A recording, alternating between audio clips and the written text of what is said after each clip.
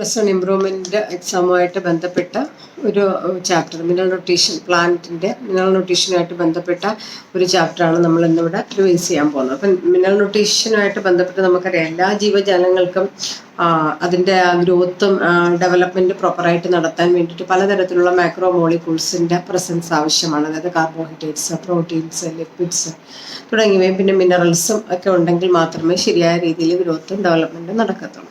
ഇവിടെ നമ്മൾ ആ ന്യൂട്രീഷനെ കുറിച്ച്, മെയിൻലി ഇനോർഗാനിക് ന്യൂട്രിയൻസിനെ കുറിച്ചാണ് ഈ ഒരു ചാപ്റ്ററിൽ നമ്മൾ ഡിസ്കസ് ചെയ്യുന്നത്. അപ്പോൾ അത്യാവശ്യം വേണ്ട സ്പെസിഫിക്കേഷൻ കൊടുത്ത് പഠിക്കേണ്ട ഭാഗങ്ങൾ എന്തൊക്കെയാണെന്നൊന്ന് പറയാം. നമുക്കറിയാം 1860 ജൂലിയസ് വോൺ സാക്സ് ആദ്യമായിട്ടൊരു ന്യൂട്രിയൻ്റ് സൊല്യൂഷൻ കൊണ്ടുവന്നത്. ഈ ന്യൂട്രിയൻ്റ് സൊല്യൂഷനിൽ ഒരു പ്ലാന്റ്സ് ശരിയായ രീതിയിൽ ഗ്രോ ചെയ്യാനും മെച്ചുറേഷൻ പൂർത്തിയാകുമ്പോൾ അതിനെ റീപ്രൊഡ്യൂസ് ചെയ്യാനും നമ്മൾ ഉദ്ദേശിക്കുന്ന പ്രൊഡക്ടിവിറ്റി പ്ലാന്റ്സിൽ നിന്ന് ലഭ്യമാകാൻ പറ്റുന്ന തരത്തിലുള്ള എല്ലാ റിക്വയർമെൻറ്റ്സും, പ്ലാന്റിൻ്റെ ഗ്രോത്തിനും ഡെവലപ്മെൻറ്റിനും വേണ്ട എല്ലാ റിക്വയർമെൻറ്റ്സും ഉണ്ടാവുള്ള ഒരു ന്യൂട്രിയൻ്റ് സൊല്യൂഷനാണ് നമ്മുടെ ജൂലിയസ് വോൺ സാക്സ് പ്രിപ്പയർ ചെയ്തത്. ഇതുമായിട്ട് ബന്ധപ്പെട്ട് നമ്മൾ ഫസ്റ്റ് കോൺസെപ്റ്റ് പഠിച്ചത് ഹൈഡ്രോപോണിക്സ് അഥവാ സോയിൽലെസ് കൾട്ടിവേഷൻ ആണ്.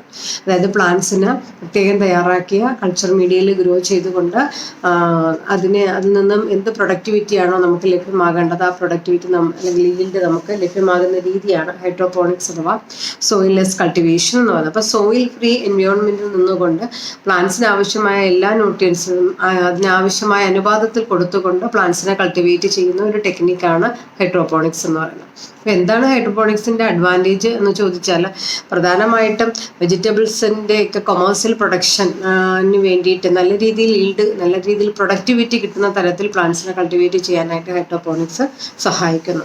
അതോടൊപ്പം തന്നെ പ്ലാന്റ്സിന് ആവശ്യമായ അതിൻ്റെ ഗ്രോത്തിനും ഡെവലപ്മെൻറ്റിനും അത്യാവശ്യം വേണ്ട എസെൻഷ്യൽ എലമെൻറ്റ് ഏതൊക്കെയാണ്, അതിൻ്റെ റോൾ എന്താണ്, ഇനി ഒരു എലമെൻറ്റ് ഇല്ലാതെ വന്നാൽ അതിൻ്റെ ഡെഫിഷ്യൻസി എന്തൊക്കെയായിരിക്കും, ഇങ്ങനെയുള്ള കാര്യങ്ങൾ പഠിക്കാനും ഈ ഹൈഡ്രോപോണിക്സ് എന്ന് പറയുന്ന മെത്തേഡ് നമ്മളെ സഹായിച്ചു. നമുക്കറിയാം പീരിയോഡിക് ടേബിൾ അനുസരിച്ച് 105 എലമെൻറ്റ്സ് ആണുള്ളത്. ഇതിൽ തന്നെ നല്ലൊരു ശതമാനം എലമെൻറ്റ്സ് പ്ലാന്റ്സിൻ്റെ ബോഡിയിൽ, ഏകദേശം 60-ൽ കൂടുതൽ എലമെൻറ്റ്സ് പ്ലാന്റ് ബോഡിയിൽ തന്നെ ഉണ്ട് എന്നാണ് പറയുന്നത്. എന്നാൽ എല്ലാ എലമെൻറ്റ്സും പ്ലാന്റ്സിൻ്റെ ഗ്രോത്തിന് ഡയറക്റ്റായിട്ടോ ഇൻഡയറക്റ്റായിട്ടോ ആവശ്യമുള്ളതാണ്, ഇല്ലാത്തതാണ് എന്നുള്ള അഭിപ്രായങ്ങളും ഉണ്ട്. നമുക്കറിയാം ഒരു എലമെൻറ്റിനെ എന്തുകൊണ്ടാണ്, നമുക്കിവിടെ പഠിക്കാനുള്ളത് എസെൻഷ്യൽ എലമെൻറ്റ്സ് ആണ്. ഒരു എലമെൻറ്റ് എന്തുകൊണ്ടാണ് എസെൻഷ്യൽ എന്ന് പറയുന്നത് എന്നുള്ളതിനെ കുറിച്ച് ചോദിക്കാം. അത് വളരെ ഇമ്പോർട്ടൻ്റ് ആയിട്ടുള്ള ഒരു കോൺസെപ്റ്റാണ്.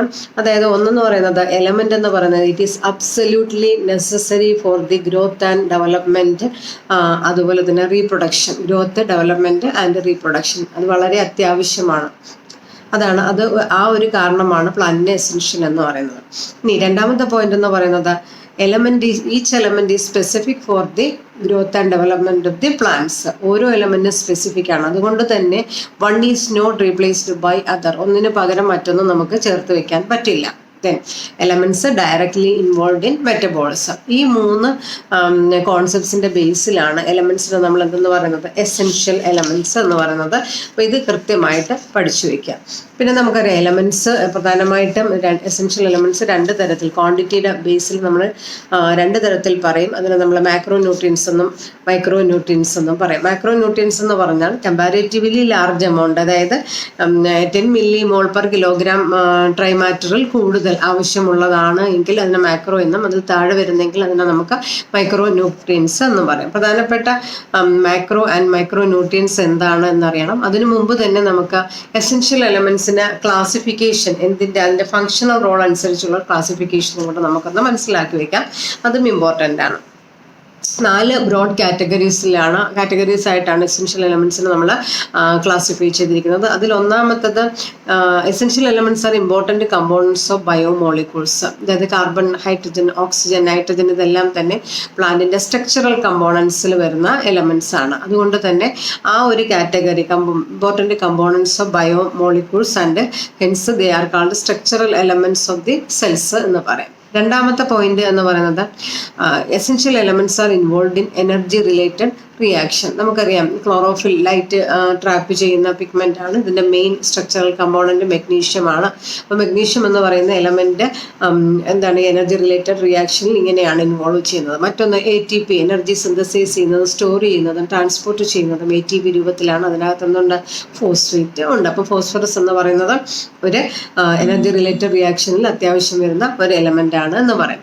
ദെൻ മൂന്നാമതൊരു പോയിന്റ് എന്ന് പറയുന്നത് essential elements activate or inhibit enzymes. എൻസൈംസിനെ ഇപ്പോൾ റുബിസ്കോ എന്ന് പറയുന്ന എൻസൈം, അതുപോലെ തന്നെ PEP എന്ന് പറയുന്ന എൻസൈം, ഇതിനകത്തെല്ലാം മെഗ്നീഷ്യം ഒരു ആക്ടിവേറ്റർ ആയിട്ട് പ്രവർത്തിക്കുന്നു. അതുപോലെ സിങ്ക്, ആൽക്കഹോൾ ഡീഹൈഡ്രോജനേസ് എന്ന് പറയുന്ന എൻസൈമിൽ ഒരു പ്രധാന ആക്ടിവേറ്റർ ആണ്. അതുപോലെ മോളിബ്ഡിനം, നൈട്രജൻ ഫിക്സേഷനുമായിട്ട് ബന്ധപ്പെട്ട നൈട്രോജനേസ് എൻസൈമിൻ്റെ ആക്ടിവേഷന് പ്രധാന റോള് വഹിക്കുന്നുണ്ട്. മറ്റൊരു പോയിന്റ് എന്ന് പറയുന്നത് some elements may alter osmotic potential of the plant body. Osmotic പൊട്ടൻഷ്യലിനെ ചേഞ്ച് ചെയ്യാൻ കപ്പാസിറ്റി ഉള്ള എലമെന്റ്സ്, എസെൻഷ്യൽ എലമെന്റ്സ് ഉണ്ട്. അതിന് നമുക്ക് പൊട്ടാസ്യം അയോൺ ശരിക്കും പറഞ്ഞാൽ maintain turgidity of the guard cell അല്ലെങ്കിൽ ഓപ്പണിംഗ് ആൻഡ് ക്ലോസിംഗ് ഓഫ് സ്റ്റൊമാറ്റയിൽ ഇമ്പോർട്ടൻ്റ് റോള് വഹിക്കുന്ന ഒരു എലമെൻ്റ് ആണ് പൊട്ടാസ്യം എന്ന് പറയുന്നത്. അപ്പോൾ ഈ ഒരു കാറ്റഗറി അനുസരിച്ചാണ് നമ്മൾ എസെൻഷ്യൽ എലമെൻറ്റ്സിനെ ക്ലാസിഫൈ ചെയ്തിരിക്കുന്നത്. പിന്നെ നമുക്ക് പഠിക്കാനുള്ളത് എസെൻഷ്യൽ എലമെൻറ്റ്സിൻ്റെ റോളാണ്. എസെൻഷ്യൽ എലമെൻറ്റ്സിൽ പ്രധാനം നൈട്രജൻ നമ്മൾ ഇതിനകത്ത് ഡീറ്റെയിൽ ആയിട്ട് ഈ ചാപ്റ്ററിൽ പഠിക്കുന്നത് നൈട്രജൻ ആണ്. അത് നമുക്ക് അതിനകത്ത് പഠിക്കാം. ദെൻ ഫോസ്ഫറസ് എന്ന് പറയുന്ന എലമെൻറ്റ്സ് പ്രധാനമായിട്ടും മെമ്പറൈൻ, സെൽ മെമ്പറൈൻ്റെയും അതുപോലെ തന്നെ പ്രോട്ടീൻസിൻ്റെയും ന്യൂക്ലിക് ആസിഡിൻ്റെയൊക്കെ ഇമ്പോർട്ടൻറ്റ് കമ്പോണൻ്റ് ആയിട്ട് പ്രവർത്തിക്കുന്നു. പൊട്ടാസ്യം അയോൺ എന്ന് പറയുമ്പോൾ പ്രധാനമായിട്ടും നേരത്തെ പറഞ്ഞില്ലേ ഓസ്മോട്ടിക് പൊട്ടൻഷ്യൽ ആൾട്ടറേറ്റ് ചെയ്യുന്ന എലമെന്റ്സിലൊന്ന് ആണ്. അതായത് opening and closing of stomata, പിന്നെ അതുപോലെ തന്നെ anion cation balance of cells maintenance, ചില എൻസൈംസിനെയൊക്കെ ആക്ടിവേറ്റ് ചെയ്യാൻ സഹായിക്കുന്ന ഒരു എലമെന്റ് ആണ്. ദെൻ കാൽസ്യം എന്ന് കേൾക്കുമ്പോഴേ മനസ്സിൽ ഓടി വരണം, മിഡിൽ ലാമെല്ലയുടെ ഫോർമേഷന് പ്രധാനമായിട്ട് സഹായിക്കുന്ന ഒരു എലമെന്റ് ആണ് കാൽസ്യം. അതുപോലെ തന്നെ മൈറ്റോട്ടിക് സ്പിൻഡിലിന്റെ ഫോർമേഷന് കാരണമാകുന്ന ഒരു എലമെന്റ് ആണ്. ചില എൻസൈംസിനെ ആക്ടിവേറ്റ് ചെയ്യുകയും അതോടൊപ്പം മെറ്റബോളിക് റിയാക്ഷനെ റെഗുലേറ്റ് ചെയ്യാനും കാൽസ്യം സഹായിക്കുന്നു. മെഗ്നീഷ്യം നേരത്തെ പറഞ്ഞതാണ് ഇമ്പോർട്ടൻ്റ് കമ്പോണൻ്റ് ഓഫ് ക്ലോറോഫിൽ. അതുകൊണ്ട് തന്നെ ഫോട്ടോസിന്തസിസിൽ, റെസ്പിറേഷൻ തുടങ്ങിയ മെറ്റബോളിക് ആക്ടിവിറ്റീസിൻ്റെ എൻസൈംസിനെ കൺട്രോൾ ചെയ്യാൻ അല്ലെങ്കിൽ ആക്ടിവേറ്റ് ചെയ്യാൻ സഹായിക്കുന്നു മെഗ്നീഷ്യം എന്ന് പറയുന്നത്. അതുപോലെ ക്ലോറോഫിലിൻ്റെ ഇമ്പോർട്ടൻ്റ് പാർട്ടാണ്. പിന്നെ നമ്മൾ റൈബോസോംസ് പഠിപ്പിക്കുമ്പോൾ പറയത്തില്ലേ ലാർജ് സബ് യൂണിറ്റും സ്മാളർ സബ് യൂണിറ്റും തമ്മിൽ ചേർത്ത് വയ്ക്കാൻ സഹായിക്കുന്നത് മെഗ്നീഷ്യം അയോണാണ്. ദെൻ സൾഫർ എന്ന് പറയുന്നത് പ്രധാനമായിട്ട് നിങ്ങൾ കേട്ടിട്ടുണ്ടാകും, സുവോളജിയിൽ പഠിച്ചിട്ടുണ്ടാകും. സിസ്റ്റീൻ, മെത്തിയോണിൻ തുടങ്ങിയ അമിനോ ആസിഡിൻ്റെ ഇമ്പോർട്ടൻ്റ് കമ്പോണൻ്റ് ആണ്. അതുപോലെ തന്നെ ചില എൻസൈംസിൻ്റെയും വിറ്റാമിൻസിൻ്റെയും പ്രധാനപ്പെട്ട കമ്പോണൻ്റ് ആണ് സൾഫർ എന്ന് പറയുന്നത്. അയൺ എന്ന് പറയുമ്പോൾ ശരിക്കും പ്ലാന്റ്സിന്റെ ഗ്രോത്തിൽ പ്രധാനമായിട്ട് ഒരു മൈക്രോ ന്യൂട്രിയൻ്റ് ആയിട്ടാണ് പ്രവർത്തിക്കുന്നത്. എന്നാലും മറ്റു മൈക്രോ ന്യൂട്രിയൻസിനേക്കാളും അല്പം കൂടി അളവ് കൂടുതലായിട്ട് ഉപയോഗിക്കുന്ന ഒരു മൈക്രോ ന്യൂട്രിയൻ്റ് ആണ് അയൺ എന്ന് പറയുന്നത്. ഇപ്പം നമ്മുടെ ഇലക്ട്രോൺ ട്രാൻസ്പോർട്ട് സിസ്റ്റവുമായിട്ട് ബന്ധപ്പെട്ട് വരുന്ന എൻസൈംസിലും അതുപോലെ ഫെറിഡോക്സിൻ, സൈറ്റോക്രോംസ് തുടങ്ങിയവയിലൊക്കെ പ്രധാനപ്പെട്ട കമ്പോണൻ്റ് ആയിട്ട് പ്രവർത്തിക്കുന്ന ഒരു എലമെൻ്റ് ആണ്. അതുപോലെ തന്നെ ക്ലോറോഫിലിൻ്റെ ഫോർമേഷനെയും സഹായിക്കുന്നു. ദെൻ മാംഗനീസ് എന്ന് പറയുന്ന എലമെന്റ്സ് പ്രധാനമായിട്ടും ഫോട്ടോലിസിസ് വാട്ടറിനെയാണ് സഹായിക്കുന്നത്. അടുത്തത് സിങ്ക് എന്ന് പറയുന്നത് എൻസൈം ആക്ടിവേഷന് സഹായിക്കുന്നു. ഓക്സിൻ എന്ന് പറയുന്ന ഫൈറ്റോ ഹോർമോണിന്റെ സിന്തസിസിനെ പ്രൊമോട്ട് ചെയ്യുന്നു. ദെൻ കോപ്പർ എന്ന് പറയുന്ന എലമെന്റ് ചില എൻസൈംസിന്, അതായത് റിഡോക്സ് പൊട്ടൻഷ്യലുമായിട്ട് ബന്ധപ്പെട്ട് റിഡോക്സ് റിയാക്ഷനുമായിട്ട് ബന്ധപ്പെട്ടുള്ള ബയോകെമിക്കൽ റിയാക്ഷൻസിലെ എൻസൈംസിനെ ആക്ടിവേറ്റ് ചെയ്യാൻ സഹായിക്കുന്ന ഒരു എലമെന്റാണ് കോപ്പർ എന്ന് പറയുന്നത്. ബോറോൺ പ്രധാനമായിട്ടും ഇൻവോൾവ് ചെയ്യുന്നത് പോളൻ ജെർമിനേഷൻ, അതായത് പോളൻ ഗ്രെയിനിൽ നിന്നുണ്ടാകുന്ന പോളൻ്റെ ജെർമിനേഷനെ പ്രൊമോട്ട് ചെയ്യാൻ സഹായിക്കുന്നു. അതുപോലെ തന്നെ മെമ്പറൈൻ ഫങ്ഷനിങ്, അതുപോലെ cell division, cell differentiation, cell elongation, ഇതിലൊക്കെ പ്രധാന റോള് വഹിക്കുന്നുണ്ട്. അതുപോലെ തന്നെ ട്രാൻസ്ലൊക്കേഷൻ ഓഫ് കാർബോഹൈഡ്രേറ്റിലും പ്രധാന റോള് വഹിക്കുന്ന ഒരു എലമെന്റ് ആണ് ബോറോൺ എന്ന് പറയുന്നത്. ദെൻ മോളിബ്ഡിനം നേരത്തെ പറഞ്ഞു നൈട്രോജനേസ് എൻസൈംസിന്റെ പ്രവർത്തനത്തെ ആക്ടിവേറ്റ് ചെയ്യുന്നു അല്ലേ. മോളിബ്ഡിനം പ്രോട്ടീൻ ആണ് നൈട്രോജനേസ് എൻസൈം എന്നാണ് പറയുന്നത്. അതുകൊണ്ട് എൻസൈം ആക്ടിവേഷന് സഹായിക്കുന്നു. അതുവഴി നൈട്രജൻ മെറ്റബോളിസത്തിനെ പ്രൊമോട്ട് ചെയ്യാൻ സഹായിക്കുന്ന ഒരു എലമെന്റ് ആണ് മോളിബ്ഡിനം. ദെൻ ലാസ്റ്റ് ക്ലോറിൻ എന്ന് പറയുമ്പോഴേ ആനിയോൺ കാറ്റയോൺ ബാലൻസ് ആണ് ക്ലോറിൻ പ്രധാനപ്പെട്ട റോള് എന്ന് പറയുന്നത്. അതുപോലെ തന്നെ ഫോട്ടോലിസിസ് വാട്ടറിലും പ്രധാന റോള് വഹിക്കുന്ന ഒരു എലമെന്റ് ആണ് ക്ലോറിൻ എന്ന് പറയുന്നത്. ഇങ്ങനെ ഈ 1-2 ഫങ്ഷൻസ് കൃത്യമായിട്ടും എലമെന്റ്സിന്റെ ഒന്ന് പഠിച്ചു. ഇപ്പം മിനറൽ ന്യൂട്രീഷനിൽ പ്രധാനമായിട്ടും എന്താണ് നമുക്ക് പഠിക്കാനുള്ള 2 കാറ്റഗറി എന്ന് പറയുന്നത്, ഒന്ന് ഡെഫിഷ്യൻസി എപ്പോഴും ഉണ്ടാകുന്നു, അതായത് പ്ലാന്റ്സിന്റെ ഗ്രോത്തിന് ആവശ്യമായ എലമെന്റ്സ് നേരത്തെ പറഞ്ഞു 10 millimole പെർ കിലോഗ്രാമോ ട്രൈമാറ്ററിൽ അല്പം കൂടുതലാണെങ്കിൽ അതിനെ മാക്രോ എന്നും കുറവാണെങ്കിൽ മൈക്രോ ന്യൂട്രിയൻസ് എന്നും പറഞ്ഞു. എന്നാൽ ചില എലമെന്റ്സിന്റെ കുറവ് പ്ലാന്റ്സിനകത്ത് എന്താണ് ഡെഫിഷ്യൻസി സിംറ്റംസ്, അപര്യാപ്തതകൾ കാണിക്കും. അപ്പോൾ ആ കറക്റ്റ് അളവ്, കറക്റ്റ് അനുപാതത്തിൽ ആ എലമെന്റ് പ്ലാന്റ്സിന് ലഭ്യമാകണം. ആ അളവിനെയാണ് നമ്മൾ ക്രിട്ടിക്കൽ കോൺസെൻട്രേഷൻ എന്ന് പറഞ്ഞത്. അപ്പം പ്ലാന്റ്സിനകത്ത് ഈ എലമെന്റിന്റെ അളവ് കുറഞ്ഞു വരുമ്പം, എസെൻഷ്യൽ എലമെന്റ്സിന്റെ അളവ് കുറഞ്ഞു വരുമ്പം പ്ലാന്റ്സ് പലതരത്തിലുള്ള ഡെഫിഷ്യൻസി സിംറ്റംസ് കാണിക്കും. ഇത് പ്രധാനപ്പെട്ടത് chlorosis, necrosis, stunted growth, delay flowering, inhibition of cell division, ഇതൊക്കെ പ്രധാനപ്പെട്ട ഫങ്ഷൻസ് ആണ്. അപ്പം അതിൻ്റെ കുറച്ച് എലമെന്റ്സ്, ഏതൊക്കെ എലമെന്റ്സ് ഏതൊക്കെ ഫങ്ഷൻ പഠിക്കുന്നത് എന്നുള്ളതും കൃത്യമായിട്ട് പഠിച്ചു വയ്ക്കുക. ദെൻ ടോക്സിസിറ്റി പ്രധാനമായിട്ട് വരുന്നത് മൈക്രോ ന്യൂട്രിയൻസിന്റെ കേസിലാണ്. മൈക്രോ ന്യൂട്രിയൻസിന്റെ അളവ് ട്രേസസ് ആയിട്ടാണ് നമ്മൾ മൈക്രോ ന്യൂട്രിയൻസ് കൊടുക്കുന്നത്. അല്പം കൂടിപ്പോയി കഴിഞ്ഞാൽ അത് ശരിക്കും എന്താണ് ടോക്സിക് എഫക്റ്റ് പ്ലാന്റ് ബോഡിയിൽ ഉണ്ടാകും. അപ്പം നിങ്ങളത് പഠിച്ചു കാണാം. മാംഗനീസിന്റെ ടോക്സിസിറ്റിയിൽ മെഗ്നീഷ്യം, കാൽസ്യം തുടങ്ങിയ എലമെന്റ്സിന്റെ ഡെഫിഷ്യൻസി സിംറ്റംസ് ഉണ്ടാകുന്നു. അതിന്റെ ട്രാൻസ്ലൊക്കേഷന് ശരിക്കും മാംഗനീസിന്റെ ടോക്സിസിറ്റി ബാധിക്കുന്നു എന്നാണ് പറയപ്പെടുന്നത്. അപ്പം മാംഗനീസിന്റെ അളവ് ഒരല്പം കൂടുകയാണ് ചെയ്യുന്നത്, പക്ഷെ ഫലത്തിൽ അത് എന്താണ് കാൽസ്യത്തിന്റെയും മെഗ്നീഷ്യത്തിന്റെയൊക്കെ ഡെഫിഷ്യൻസി, പിന്നെ അയണിന്റെ ഡെഫിഷ്യൻസിയൊക്കെ കാരണം മാംഗനീസിന്റെ ടോക്സിസിറ്റി ആണ് എന്ന് മനസ്സിലാക്കുക. പിന്നെ നമുക്ക് മിനറൽ എലമെന്റ്സിന്റെ അബ്സോർഷൻ പ്രധാനമായിട്ട് നമുക്കറിയാം. റൂട്ട് ഇയേഴ്സ് അല്ലെങ്കിൽ റൂട്ട് എപ്പിഡെർമിസ് വഴി എത്തുന്ന ആ ഭാഗത്ത് എത്തുന്ന മിനറൽ എലമെന്റ്സിന് എന്താണ് വാട്ടറിനോടൊപ്പമാണ് ട്രാൻസ്ലൊക്കേഷൻ നടക്കുന്നത്. 2 പാത്വേ ഓർത്തു വയ്ക്കണം. വാട്ടറിന്റെ ട്രാൻസ്ലൊക്കേഷനിൽ പറഞ്ഞ പോലെ അപ്പോപ്ലാസ്റ്റ് പാത്വേയും സിംപ്ലാസ്റ്റ് പാത്വേയുമാണ് അത്. അപ്പോൾ അപ്പോപ്ലാസ്റ്റ് പാത്വേയിൽ ഓർത്തിരിക്കുക, അവിടെ ശരിക്കും പറഞ്ഞാൽ പ്രോട്ടീൻസ് ഒരു ചാനലായിട്ട് പോഴ്സ് വഴി ഈ മിനറൽ അയോൺസ് ട്രാൻസ്പോർട്ട് ചെയ്യാൻ ഒരു ചാനലായിട്ട് പ്രവർത്തിക്കും. അപ്പം ആ ഒരു പ്രോട്ടീൻ വഴിയാണ്, ട്രാൻസ്മെമ്പറൈൻ പ്രോട്ടീൻസ് എന്ന് പറയും, ആ മെമ്പറൈൻ വഴിയാണ് ട്രാൻസ്പോർട്ടേഷൻ നടക്കുന്നത്. പിന്നെ സിംപ്ലാസ്റ്റ് അല്ലെങ്കിൽ പ്ലാസ്മോഡെസ്മാറ്റ വഴിയാണ് സിംപ്ലാസ്റ്റ് പാത്വേ എന്ന് പറയുന്നത്. എൻഡോഡെർമൽ റീജിയനിൽ നിന്നും പിന്നെ എന്താണ് കൂടുതലും മിനറൽ എലമെന്റ്സ് നമ്മൾ പഠിച്ചു വെച്ചിട്ടുണ്ട്. ആക്റ്റീവ് ട്രാൻസ്പോർട്ട് വഴിയാണ് ട്രാൻസ്ലൊക്കേഷൻ നടക്കുന്നതെന്ന് പറഞ്ഞിട്ടുണ്ട്. ഈ മൂവ്മെന്റിന്, മിനറൽ എലമെന്റ്സിന്റെ മൂവ്മെന്റിന് നമ്മൾ ഫ്ലെക്സ് എന്ന് പറയും. ഒരു സെല്ലിനകത്തേക്കാണ് മൂവ് ചെയ്യുന്നതെങ്കിൽ ഇൻഫ്ലെക്സ് എന്നും, സെല്ലിന് പുറത്തേക്കുള്ള മൂവ്മെന്റിന് നമ്മൾ ഫ്ലെക്സ് എന്നും പറയും. ഇനി നമുക്കറിയാം, അതായത് എക്സ്പെരിമെന്റൽ സ്റ്റഡീസൊക്കെ പറയുന്നുണ്ട് സൈലത്തിനോടൊപ്പം തന്നെയാണ് ലാർജ് എമൗണ്ട് ഓഫ് മിനറൽ അയോൺസിന്റെ ട്രാൻസ്ലൊക്കേഷൻ നടക്കുന്നതെന്ന്. ഇപ്പോൾ സോയിലാണ് മിനറൽ എലമെന്റ്സിന്റെ മെയിൻ റിസർവോയർ എന്ന് പറയുന്നത്. പലതും വെതറിങ്ങിലൂടെ അല്ലെങ്കിൽ ബ്രേക്ക് ഡൗൺ, റോക്സിന്റെയൊക്കെ ബ്രേക്ക് ഡൗണിലൂടെയാണ് പ്ലാന്റ്സിന് ഈ മിനറൽ എലമെന്റ്സ് അവൈലബിൾ ആയിട്ട് കിട്ടുന്നത്. നമുക്ക് ഇവിടെ പഠിക്കാനുള്ള പ്രധാനപ്പെട്ട ഒരു മിനറൽ എലമെന്റ് എന്ന് പറയുന്നത് അറ്റ്മോസ്ഫിയറിൽ ഏറ്റവും കൂടുതൽ അളവിലുള്ള നൈട്രജൻ എന്ന് പറയുന്ന എലമെന്റ് ആണ്. പക്ഷേ ഈ നൈട്രജൻ പ്ലാന്റ്സിന്, അറ്റ്മോസ്ഫിയറിൽ നൈട്രജൻ പ്ലാന്റ്സിന് അവൈലബിൾ ആയിട്ട് ഉള്ളതൊന്നല്ല. അപ്പോൾ ഒന്നുകിൽ അതിന്റെ ഓക്സൈഡ് രൂപത്തിൽ അല്ലെങ്കിൽ അമോണിയ ആയിട്ട് കൺവേർട്ട് ചെയ്തെങ്കിൽ മാത്രമേ പ്ലാന്റ്സിന് ഇത് അബ്സോർബ് ചെയ്യാൻ പറ്റൂ. അപ്പം നമുക്കറിയാം ലൈറ്റ്നിങ്, തണ്ടറും വരുമ്പം അല്ലെങ്കിൽ എന്താ പറയുക ഇൻഡസ്ട്രിയൽ കമ്പഷൻ, ഫോസിൽ ഫ്യൂവൽസ് തുടങ്ങിയ പ്രോസസ്സിലൂടെയൊക്കെ നമുക്ക് നൈട്രജന്റെ ഓക്സൈഡ്സ് രൂപപ്പെടുകയും അത് പ്ലാന്റ്സിന് അവൈലബിൾ ആക്കി മാറുകയും ചെയ്യും. നമുക്കിവിടെ പഠിക്കാനുള്ളത് സാധാരണ ഡെഡ് ആൻഡ് ഡീക്കേയിങ് ഡെഡ് ഓർഗാനിസത്തിന് ഡീകമ്പോസിഷൻ സംഭവിക്കുമ്പം നൈട്രജൻ കണ്ടെയ്നിങ് കോമ്പൗണ്ട്സ് സ്പ്ലിറ്റ് ചെയ്ത് അമോണിയ ആയിട്ട് മാറും. ഈ ഒരു പ്രോസസ്സിന് നമ്മൾ അമോണിഫിക്കേഷൻ എന്നാണ് പറയുന്നത്. എന്നാൽ സോയിലിനകത്തുള്ള ചില ബാക്ടീരിയ, അതായത് നൈട്രോസോമോണസ് അല്ലെങ്കിൽ നൈട്രോകോക്കസ് എന്ന് പറയുന്ന ബാക്ടീരിയയുടെ പ്രസൻസിൽ ഈ അമോണിയ നൈട്രൈറ്റ് ആയിട്ട്, തുടർന്ന് നൈട്രോബാക്ടർ എന്ന് പറയുന്ന ബാക്ടീരിയയുടെ പ്രസൻസിൽ ഈ നൈട്രേറ്റ് ആയിട്ട് കൺവേർട്ട് ചെയ്യും. ആ ഒരു പ്രോസസ്സിനെ നമ്മൾ നൈട്രിഫിക്കേഷൻ എന്നാണ് പറയുന്നത്.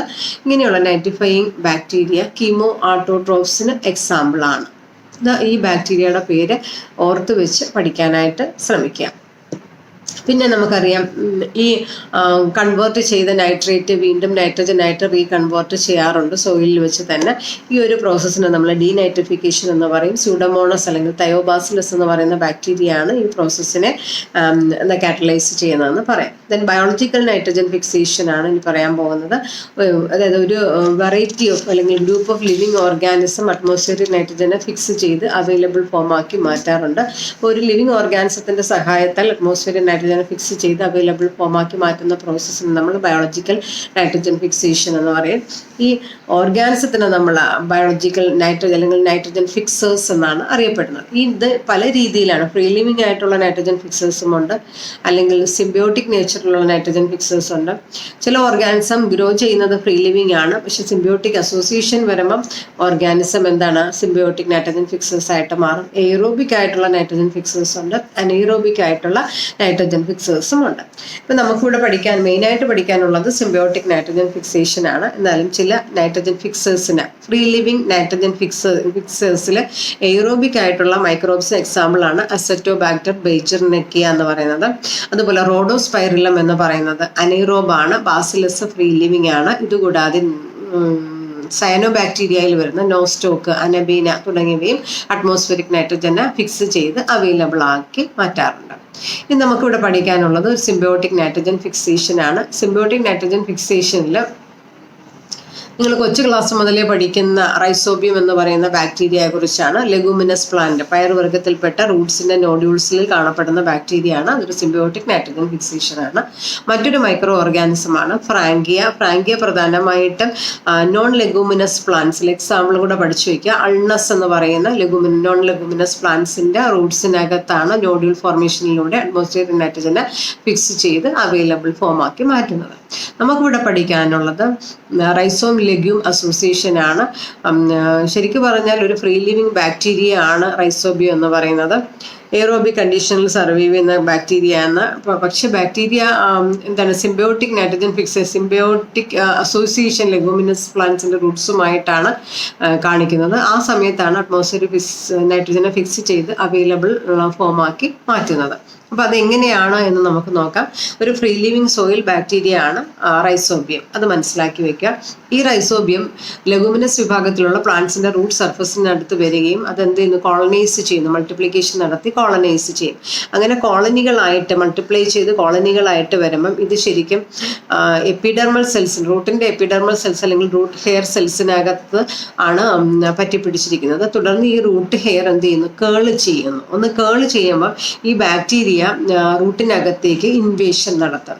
തുടർന്ന് ഈ ബാക്ടീരിയ പ്രൊഡ്യൂസ് ചെയ്യുന്ന ഒരു ഇൻഫെക്ഷൻ ത്രെഡ്, ഈ ഇൻഫെക്ഷൻ ത്രെഡ് ബാക്ടീരിയൽ കോളനിയെ എന്താണ് റൂട്ടിനകത്തേക്ക് പെനട്രേറ്റ് ചെയ്ത് കോർട്ടെക്സിൽ എത്തുകയും അവിടെ വെച്ച് യോജിക്കുന്ന ഒരു സ്ഥലത്ത് എത്തിക്കഴിയുമ്പം അത് റൂട്ട് നോഡ്യൂൾ ഫോർമേഷൻ എന്ന് പറയുന്ന പ്രോസസ്സ് ഇനിഷ്യേറ്റ് ചെയ്യും. ഇപ്പോൾ റൂട്ട് നോഡ്യൂൾ ഫോർമേഷൻ നടത്തുമ്പം ഇൻഫെക്ഷൻ ത്രെഡ് അതിൽ നിന്നും റിലീസ് ചെയ്ത് പോവുകയാണ് ചെയ്യുന്നത്.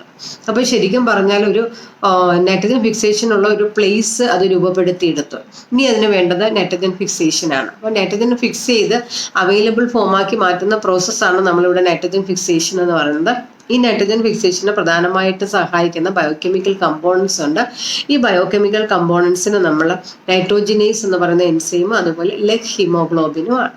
അപ്പോൾ ഈ നൈട്രോജിനേസ് എന്ന് പറയുന്ന എൻസൈമിൻ്റെ ഒരു പ്രത്യേകത നൈട്രജനെ റെഡ്യൂസ് ചെയ്താണ് എന്താണ് അവൈലബിൾ ഫോമാക്കി മാറ്റുന്നത്. റിഡക്റ്റീവ് പ്രോസസ്സാണ് ഇവിടുത്തെ നൈട്രജൻ ഫിക്സേഷൻ എന്ന് പറയുന്നത്. നമുക്കറിയാം നൈട്രജൻ എന്ന് പറയുന്നത് 2 ആറ്റം ചേർന്നതാണ്, ട്രിപ്പിൾ കോവാലന്റ് ബോണ്ട് വഴിയാണ്. ഈ നൈട്രജൻ എന്ന് പറയുന്ന ഈ ആറ്റത്തിന് നമ്മൾ എന്ത് ചെയ്യുന്നു, റിഡക്ഷൻ നടത്തിക്കൊണ്ട് 2 അമോണിയ മോളിക്യൂളാക്കി മാറ്റുന്നു. അപ്പം ഈ നൈട്രജനെ ഫിക്സ് ചെയ്ത് അവൈലബിൾ ഫോമാക്കി മാറ്റുന്ന പ്രോസസ്സാണ് ഇവിടെ നൈട്രജൻ ഫിക്സേഷൻ എന്ന് പറയുന്നത്. അപ്പോൾ ഈ നൈട്രോജിനേസ് എൻസൈമിന് അനൈറോബിക് കണ്ടീഷൻസ് ഉണ്ടെങ്കിൽ മാത്രമേ അവിടെ നൈട്രജനെ റെഡ്യൂസ് ചെയ്ത് അമോണിയ ഫോർമേഷൻ നടക്കത്തുള്ളൂ. എന്തുകൊണ്ടാണ് ഇങ്ങനെ പറയുന്നതെന്ന് ചോദിച്ചാൽ നൈട്രജൻ അഫിനിറ്റി കൂടുതൽ ഓക്സിജനുമായിട്ടാണ്. ഓക്സിജന്റെ പ്രസൻസ് ഉണ്ട് എങ്കിൽ അവിടെ അത് റിഡക്ഷൻ നടത്താതെ ഓക്സിജനെ സ്വീകരിച്ച് ഓക്സിഡേഷൻ പ്രോസസ് ആയിരിക്കും ക്യാരി ഔട്ട് ചെയ്യുന്നത്. അപ്പം നൈട്രോജനൈസ് എൻസൈം നൈട്രജനെ റെഡ്യൂസ് ചെയ്ത് അമോണിയ ആക്കി മാറ്റണമെങ്കിൽ അവിടെ അനൈറോബിക് കണ്ടീഷൻ നമ്മൾ പ്രൊവൈഡ് ചെയ്യണം. അപ്പം അതിനുള്ള ഒരു അനുകൂലനമാണ് മറ്റൊരു കമ്പോണന്റ് ആയ ലെഗ് ഹിമോഗ്ലോബിൻ. ഹിമോഗ്ലോബിനെ പോലെയുള്ള ഒരു കോൺജുഗേറ്റഡ് പ്രോട്ടീനാണ് ഈ ലെഗ് ഹിമോഗ്ലോബിൻ. എന്താണ് ഈ നൈട്രോജനൈസ് എൻസൈം, അതായത് ഓക്സിജനെ നൈട്രോജനൈസ് എൻസൈമിന്റെ പരിസരത്ത് നിന്ന് മാറ്റി നിർത്തിക്കൊണ്ട് നൈട്രോജനേസ് എൻസൈമിന് അനൈറോബിക് കണ്ടീഷൻസ് ഒരുക്കാൻ സഹായിക്കുന്ന ഒരു പിഗ്മെന്റ് ആണ് ലെഗ് ഹീമോഗ്ലോബിൻ. അപ്പോൾ ഓക്സിജൻ അത് പിടിച്ചുകൊണ്ട് പോവുകയാണ്, നൈട്രോജനേസ് എൻസൈമിന്റെ അടുത്ത് നിന്ന് മാറ്റി നിർത്താൻ സഹായിക്കുന്നു. കാരണം എൻസൈം എന്ന് പറയുന്നത് ഹൈലി സെൻസിറ്റീവ് ടു ഓക്സിജൻ ആണ്, മോളിക്കുലർ ഓക്സിജന്റെ അടുത്തേക്ക് അത് പോകുന്നു. അപ്പോൾ അതൊരു അഡാപ്റ്റേഷൻ ആണ്. നൈട്രോജനേസ് എൻസൈമിന് അനൈറോബിക് കണ്ടീഷൻ പ്രൊവൈഡ് ചെയ്യാൻ വേണ്ടി ലെഗ് ഹീമോഗ്ലോബിൻ എന്ത് ചെയ്യുന്നു? എൻസൈമിനെ ഓക്സിജനിൽ നിന്നും പ്രൊട്ടക്റ്റ് ചെയ്യുന്നു, ഓക്സിജനെ പിടിച്ചുകൊണ്ട് പോകുന്നു. എന്ന അർത്ഥത്തിൽ നമ്മൾ ഇവിടെ ലെഗ് ഹീമോഗ്ലോബിന് ഓക്സിജൻ സ്കാവഞ്ചർ എന്ന പേരിലാണ് പറയപ്പെടുന്നത്. എന്തുകൊണ്ടാണ് ലെഗ് ഹീമോഗ്ലോബിന് ഓക്സിജൻ സ്കാവഞ്ചർ എന്ന് പറയുന്നത് എന്ന് ക്വസ്റ്റ്യൻ ചോദിക്കാറുണ്ട്. അപ്പോൾ എന്താണ്? നൈട്രോജനേസ് എൻസൈമിനെ ഓക്സിജനിൽ നിന്നും പ്രൊട്ടക്റ്റ് ചെയ്ത് അനൈറോബിക് കണ്ടീഷൻ ഒരുക്കി കൊടുത്തെങ്കിൽ മാത്രമേ അവിടെ നൈട്രജന് റിഡക്ഷൻ നടന്ന് അമോണിയ ഉണ്ടാക്കാനായിട്ട് സാധിക്കത്തുള്ളൂ. അപ്പം ഒരു ഓക്സിജൻ സ്കാവഞ്ചർ എന്ന് പറയുന്നത് ഓക്സിജനെ നൈട്രോജനേസ് എൻസൈമിന്റെ അടുത്ത് നിന്ന് മാറ്റിക്കൊണ്ട് പോകാൻ സഹായിക്കുന്ന ഒരു പിഗ്മെന്റ് ആണ് ലെഗ് ഹീമോഗ്ലോബിൻ. അതുകൊണ്ടാണ് നമ്മൾ അതിനെ ഓക്സിജൻ സ്കാവഞ്ചർ എന്ന് പറയുന്നത്. ഇനി ഓരോ പ്രാവശ്യവും റിഡക്ഷൻ നടക്കുമ്പോൾ രണ്ട് നൈട്രജന്റെയും ഇടയിലുള്ള ഒരു ബോണ്ട് ബ്രേക്ക് ചെയ്യുമ്പോൾ രണ്ട് നൈട്രജൻ ആറ്റത്തിൽ ഓരോ ഹൈഡ്രജന്റെ അഡിഷൻ ഉണ്ടാകും. അങ്ങനെ 3 കോവാലൻ ബോണ്ട് ബ്രേക്ക് ചെയ്യുമ്പോൾ 2 അമോണിയ മോളിക്യൂളാണ് അവിടെ ഫോം ചെയ്യുന്നത്. ഇതിന് ഏകദേശം 2 അമോണിയ മോളിക്യൂൾ ഫോം ചെയ്യാൻ 16 ATP മോളിക്യൂളിന്റെ പ്രസൻസ് ആവശ്യമാണ്. അപ്പോൾ ഒരു അമോണിയ ഫോർമേഷന് 8 ATP ആണ് ആവശ്യം വരുന്നത്. തുടർന്ന് അമോണിയ ഫോം ചെയ്ത് കഴിഞ്ഞാൽ ഈ അമോണിയ എന്ന് പറയുന്നത് പ്ലാന്റ് ബോഡിയിലാണെങ്കിലും അക്യുമുലേറ്റ് ചെയ്ത് കഴിഞ്ഞാൽ it is very toxic to the plant body. അപ്പം നമ്മൾ അമോണിയയെ നമ്മൾ എന്ത് ചെയ്ത് അക്യുമുലേറ്റ് ചെയ്യാൻ, പ്ലാന്റ് ബോഡി അക്യുമുലേറ്റ് ചെയ്യാനായിട്ട് അനുവദിക്കത്തില്ല. അത് വളരെ പെട്ടെന്ന് കൺവേർഷൻ നടത്തും. അപ്പോൾ അമോണിയയുടെ പ്രധാനപ്പെട്ട പ്രോസസ്, അമോണിയയ്ക്ക് എന്ത് സംഭവിക്കും എന്ന് ചോദിച്ചാൽ, അതായത് ഫേറ്റ് ഓഫ് അമോണിയ എന്ന് ചോദിച്ചാൽ പ്രധാനമായിട്ടും 2 പ്രോസസ്സാണ്. ഒന്ന് ട്രാൻസാമിനേഷൻ, മറ്റൊന്ന് റിഡക്റ്റീവ് അമിനേഷൻ. എന്താണ് റിഡക്റ്റീവ് അമിനേഷൻ എന്ന് ചോദിച്ചാൽ, ഈ അമോണിയ ആൽഫ കീറ്റോ ഗ്ലൂട്ടാറിക് ആസിഡുമായിട്ട് റിയാക്ട് ചെയ്ത് ഗ്ലൂട്ടാമിക് ആസിഡ് ആയിട്ട് മാറുന്ന പ്രോസസ്സിനെയാണ് നമ്മൾ റിഡക്റ്റീവ് അമിനേഷൻ എന്ന് പറയുന്നത്, അല്ലെങ്കിൽ ട്രാൻസാമിനേഷൻ എന്ന് പറയും. ട്രാൻസാമിനേഷൻ എന്ന് വെച്ചാൽ it is the transfer of amino group from one amino acid to the keto group of another keto acid. Glutamic acid എന്ന് പറയുന്നതാണ് ഇവിടുത്തെ മെയിൻ അമിനോ ആസിഡ്. ഈ അമിനോ ആസിഡ് അതിൻ്റെ അമിനോ ഗ്രൂപ്പിൻ്റെ മറ്റൊരു അമിനോ ആസിഡുമായിട്ട് ട്രാൻസ്ഫർ ചെയ്യും.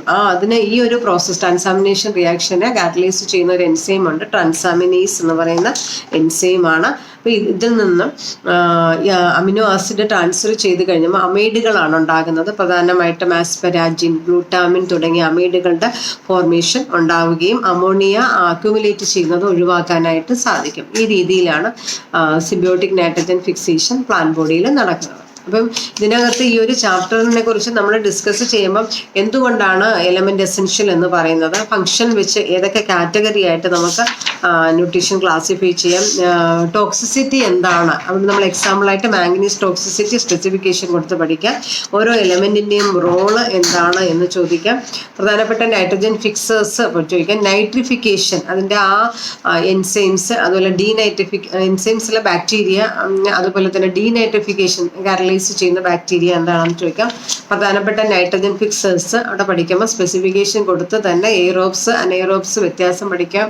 റിലീവിംഗ് ആയിട്ടുള്ള നൈട്രജൻ ഫിക്സേഴ്സും സിംബയോട്ടിക് നൈട്രജൻ ഫിക്സേഴ്സും പഠിക്കാം.